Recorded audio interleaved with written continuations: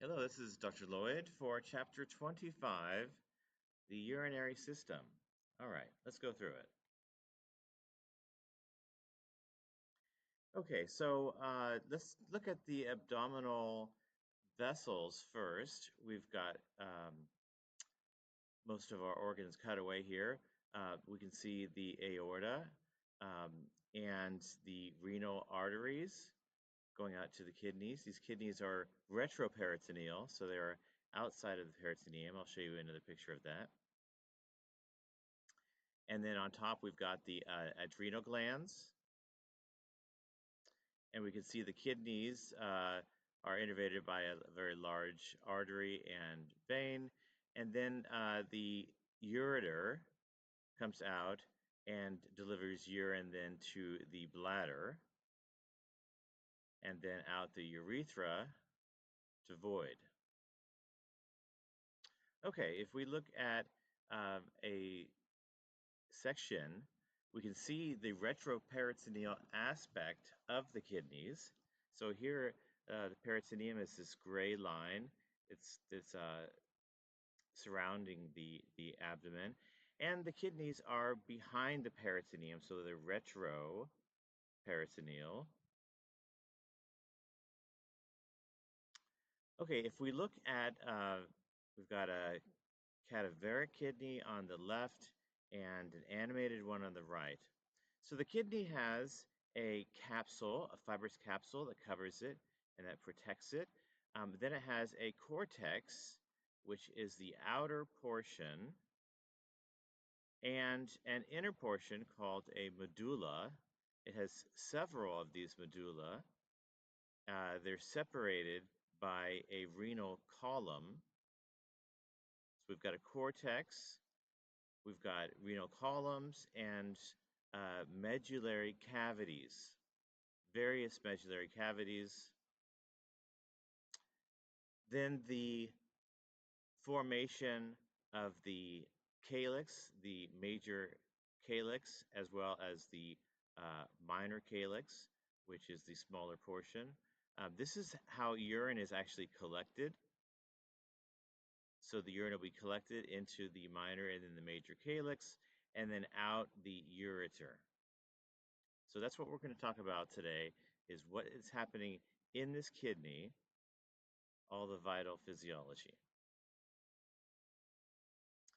The kidney is highly vascularized. There are these cortical radiate arteries and veins that innervate the cortical region, and there are interlobar veins and arteries that go between the lobes of the kidney.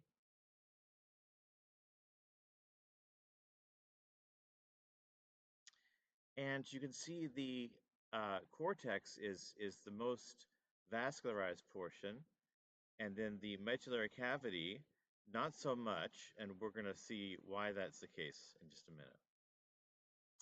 Okay, let's look at the nephron. The nephron is the functional unit of the kidney. And so the nephron, there are millions and millions of these nephrons in each kidney. And so if we take a section of the cortex and blow it up, we see this circular capsule called the glomerulus. And it is being innervated by an arteriole here. It looks like we've got an afferent arteriole coming in and an efferent arteriole going out. And there's circulation inside. We'll take a look at what goes inside. But this glomerulus extends to a proximal convoluted tubule. And keep in mind, this is all cortical.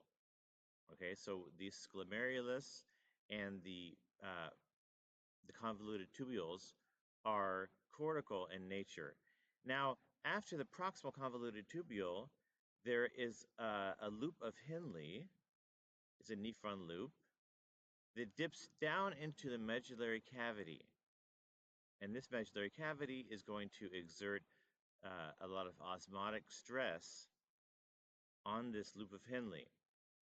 And we could also look at the composition of this loop. Let's first look at the proximal convoluted tubule. This is made up of, looks like we've got some microvilli and a lot of membrane systems here for transport. Um, Keep in mind that the major transport is going to happen in the basolateral portion of this membrane, so not the apical, which is exposed to the filtrate, but the basolateral portion, which is closer to the blood vessels. As the filtrate, which we haven't talked about, but the blood is pushed into this tubule system, and that becomes the filtrate. As it goes down into the loop of Henle, or the descending limb, it's a thin segment, which indicates that are uh, there are squamous simple cells, and that would indicate movement of water. And so we'll talk about that.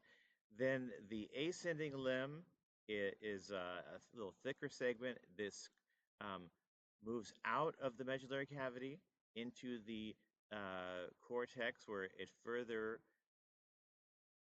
loops into the distal convoluted tubule, and then out the collecting duct. And the collecting duct then will lead into the ureter. Okay, let's actually go back to the slide once more. The glomerular capsule is highly sealed, and so there is a basement membrane that keeps any kind of cells from moving from the vasculature, so from these afferent arterioles, keeps any cells from entering this filtrate.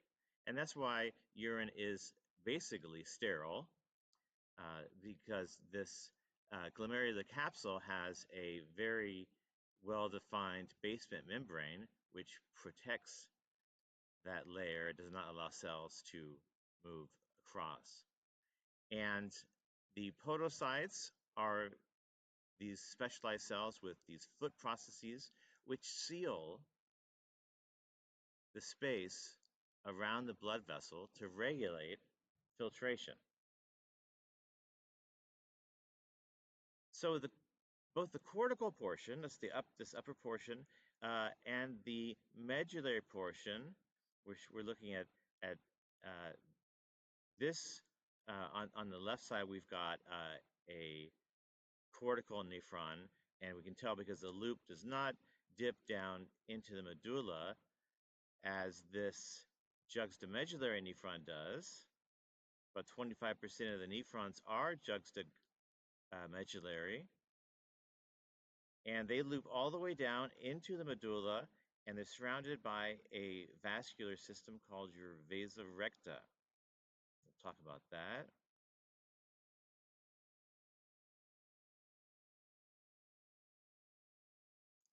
Okay, let's go back to the glomerulus. We have a number of important landmarks. First of all, this afferent arteriole coming in, it is surrounded by granular cells which seal this vessel and will regulate the amount of filtration that can take place. Then we've got our efferent arteriole, which is picking up the effluent as it leaves, the vascular effluent, that is. And we can see the glomerular capsule. And then there are some cells in here called mesangial cells. These are very important. They create a hormone called renin. So we've got our vasculature comes in that's surrounded by granular cells, which will regulate filtration.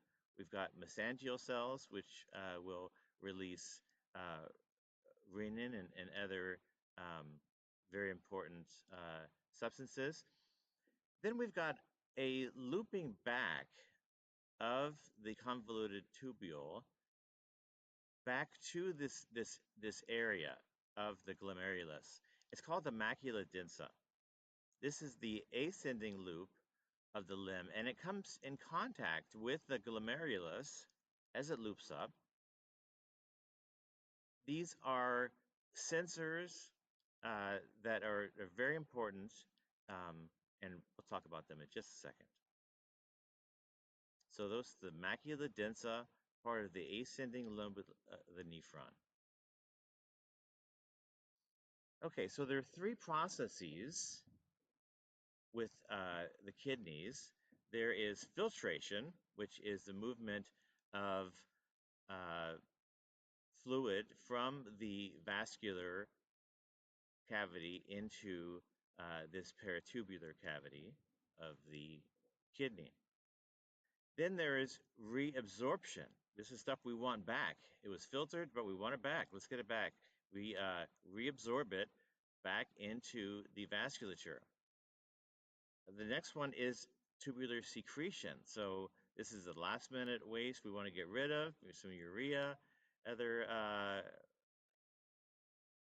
types of waste. So that's to secrete it back out, and then it gets excreted.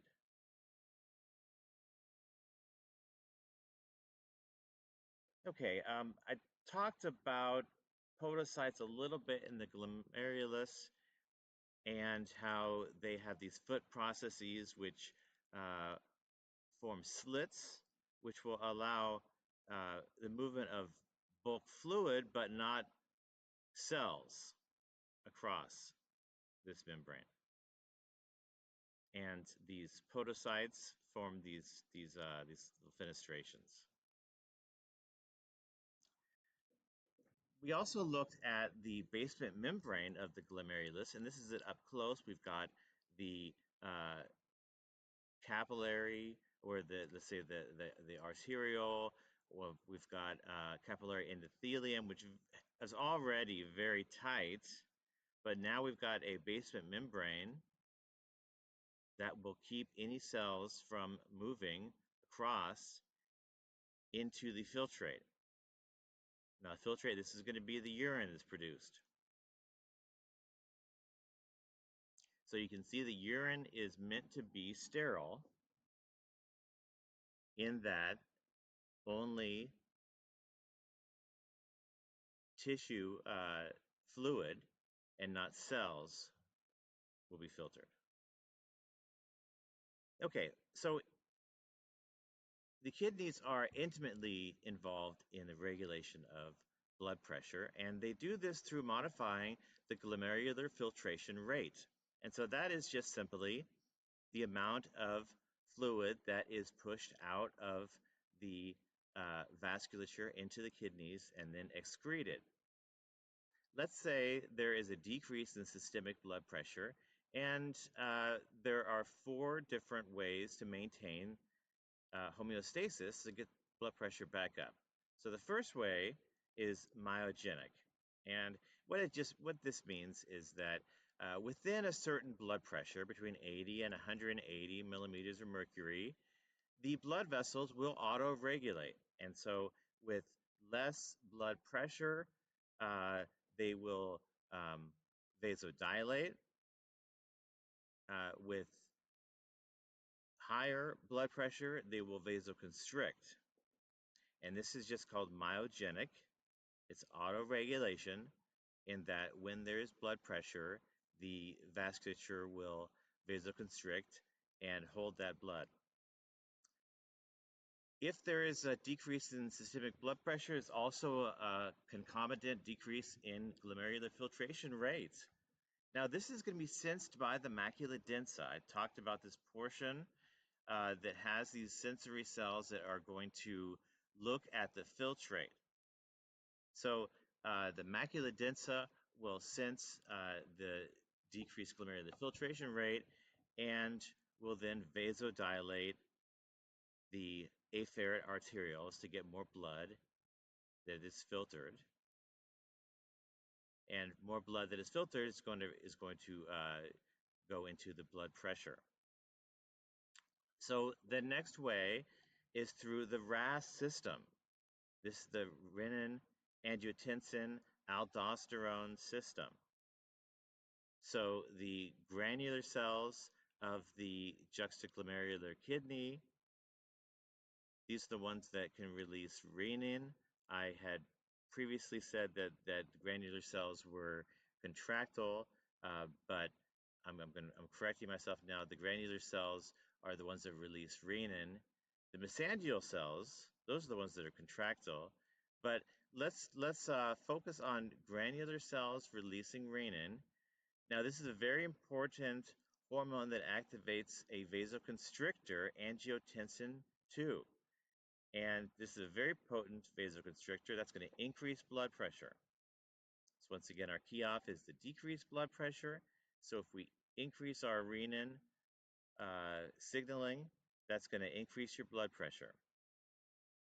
Then we've got our baroreceptors that will decrease firing, which will decrease pressure. That's going to promote vasoconstriction as well. So this is 4 different mechanisms by which systemic blood pressure is maintained in the case of decreased blood pressure.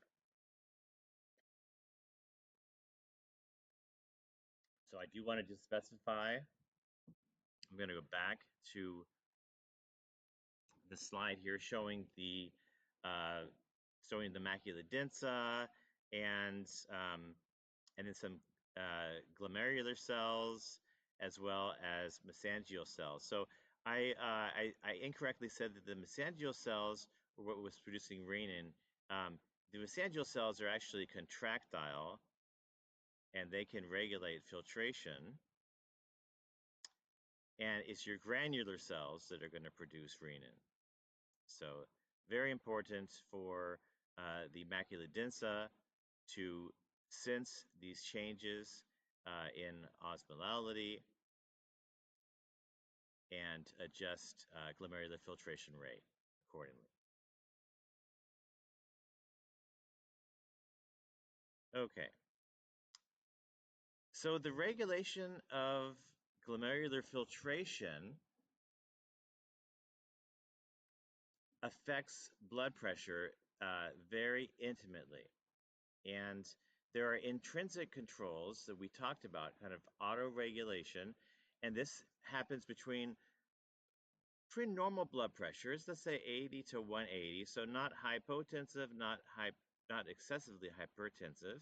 So this is an operating range, and this is the mean arterial pressures.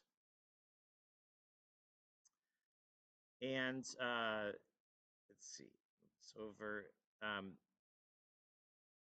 In this operating range, the mechanisms are mostly myogenic, and so this is the blood vessels will constrict with pressure. And then the extrinsic controls will mainly be through the renin, angiotensin, aldosterone system. That and the baroreceptors with A&P as well. Okay, let's look at, we looked at filtration, so now we can reabsorb some species that were filtered that we want to get back.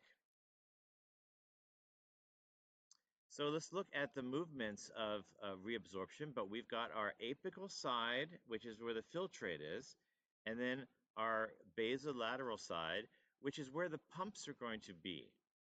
The pumps are going to be on the basolateral portion, which then are going to pump these species, and they'll move into the vasculature. So a couple different routes by which reabsorption can occur. It can occur between cells, okay? It can occur across cells. So paracellular would be between the cells. Transcellular would be across the cells.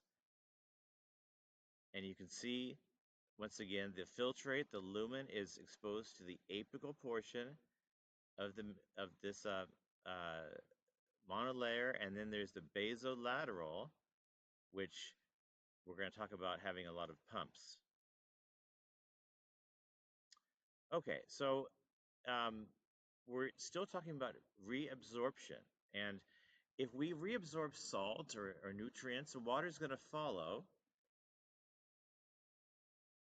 So here we've got the apical portion. There's some transport of sodium and amino acids, and then we've got our basolateral portion where we're transporting our sodium out of the cell. This is our sodium potassium ATPase. So the basolateral portion, this is going to be where we have most of our ion pumps, which are going to try to reestablish the high potassium inside cells and the high sodium outside of cells. Okay, so different segments of the nephron will have different properties. So the proximal portion, right after the glomerulus, the main substances that are reabsorbed are sodium. Now keep in mind that when you reabsorb sodium, water is going to follow. So water is also transported in the proximal convoluted tubule. Now in the descending and ascending loop, mostly water is going to be reabsorbed in this thin segment.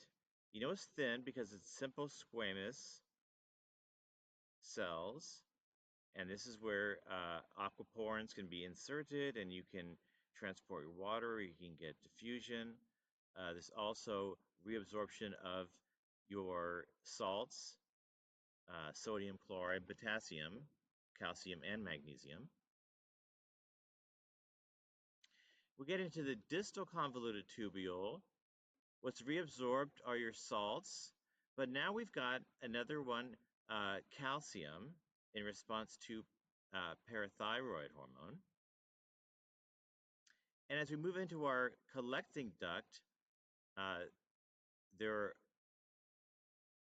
reabsorbed are salts, but also a lot of water. And then they're going to secrete a little bit of urea back.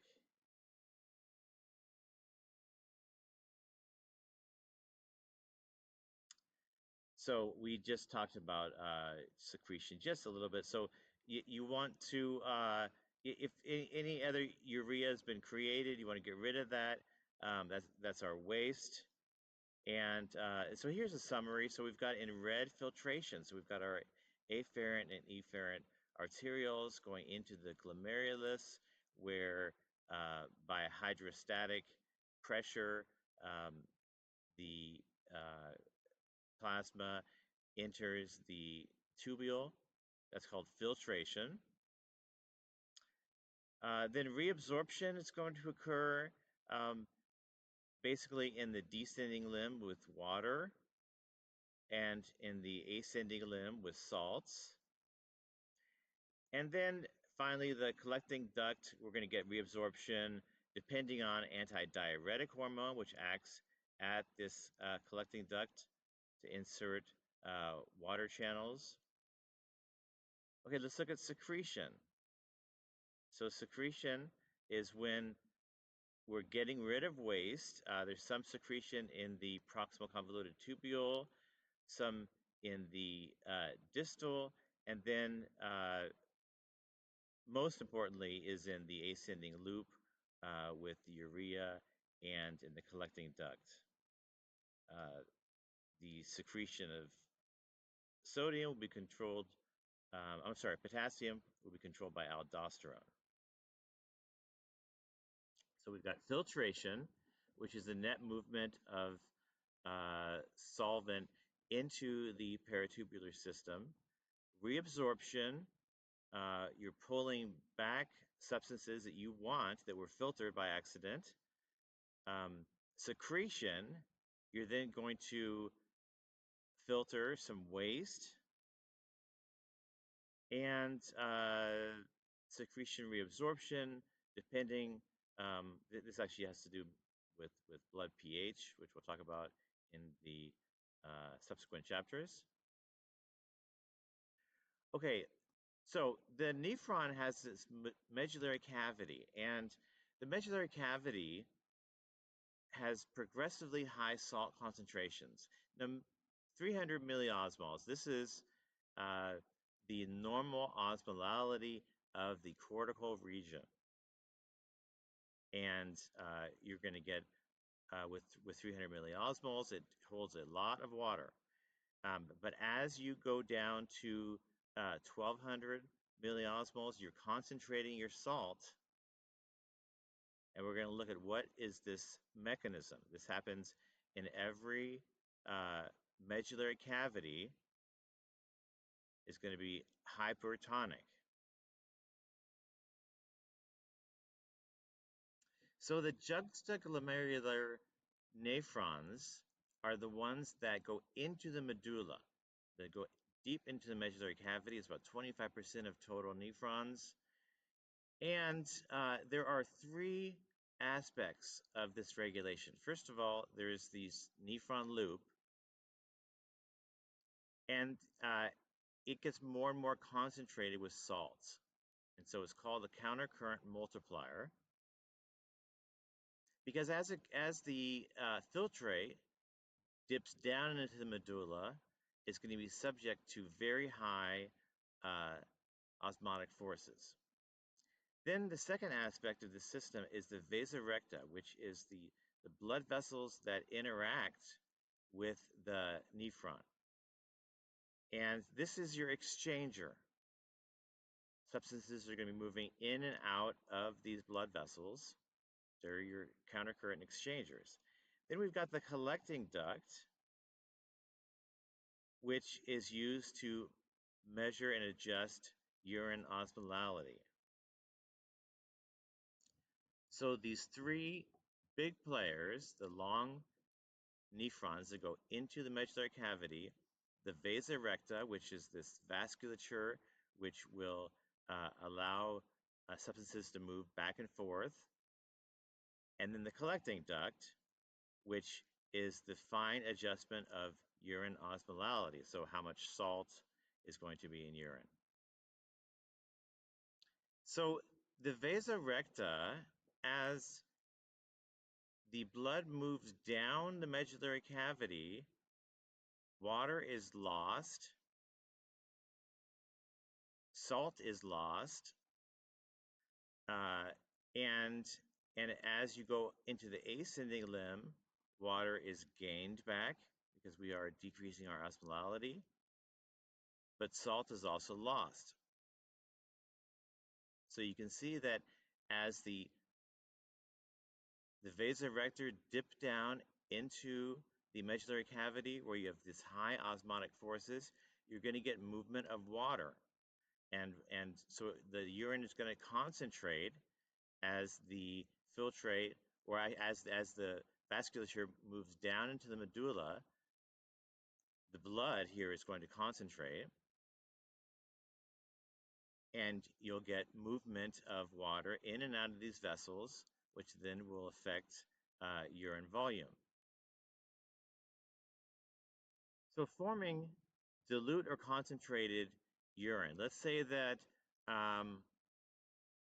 we overhydrated and just drank too much. We had very little antidiuretic hormone, because if you're overhydrated, you want to diurese. You want to lose water. That's diuresis. So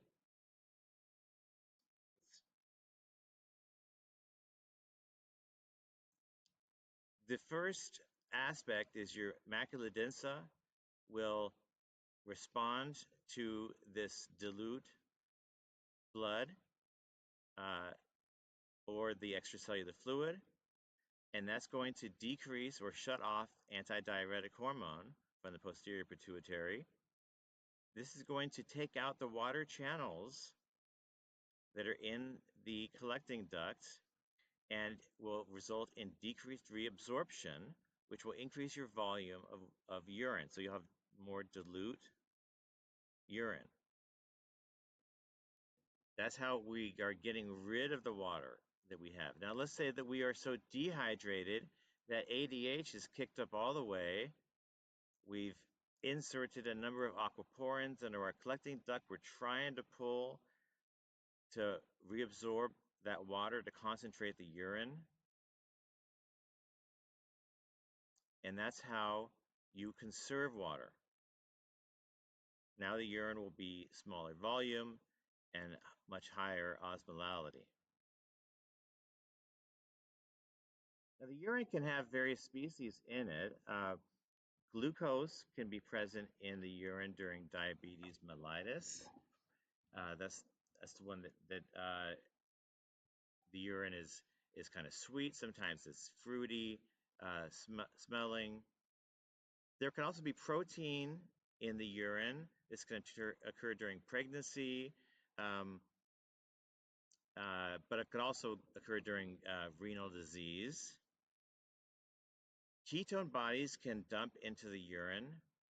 This can occur during starvation, or some diets do that. Hemoglobin during severe burns or hemolytic anemias. Sometimes bile will dump into the urine a little bit.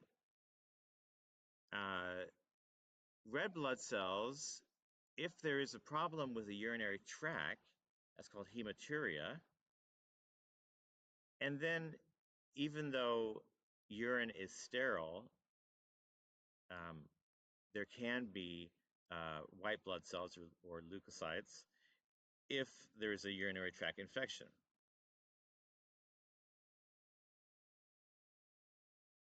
Okay, so let's look at the ureter. The ureter looks remarkably like the esophagus, but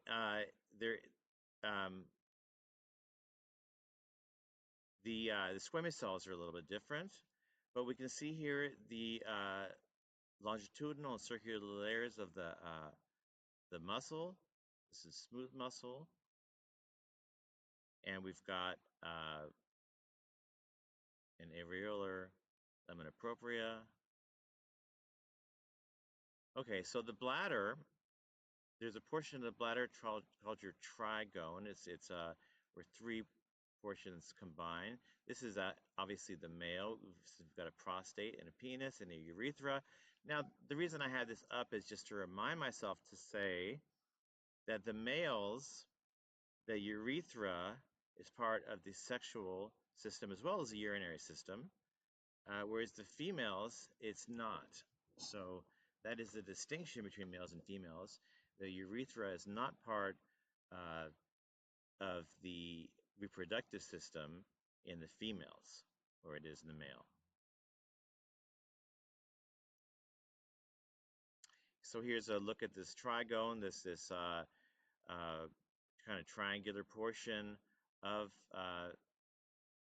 the bladder. We've got the urethra, which leads to the external.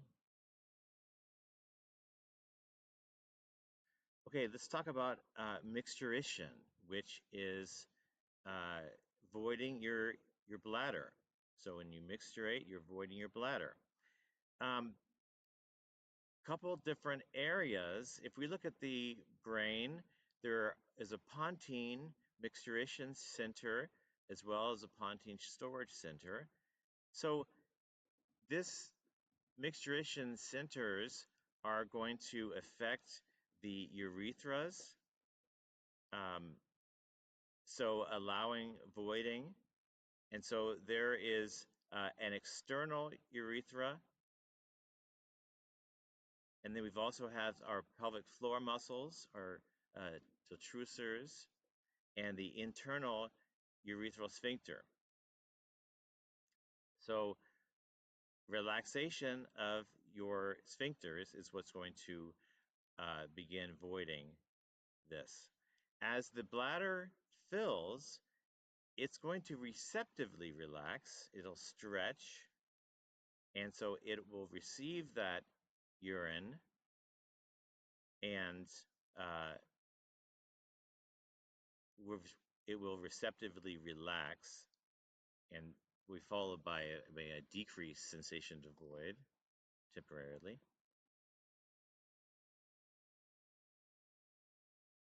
Okay, let's see. Go back. that is the final slide of this chapter. All right, I will see you back for the second half in the next chapter. All right, take care.